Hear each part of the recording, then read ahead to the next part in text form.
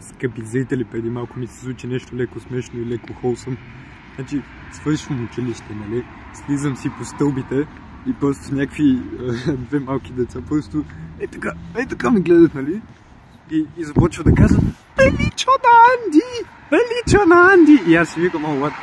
Някакъв от техния клас или нещо такова. Кой Анди, нали? И после се сети: "Анди Студио." Ми стана много смешно.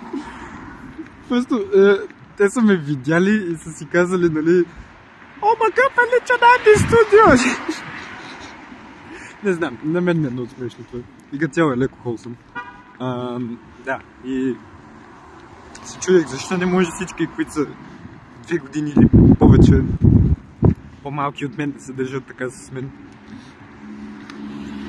Тъжен свят живеем. Disrespect максимум. Все едно приятен ден беше влога.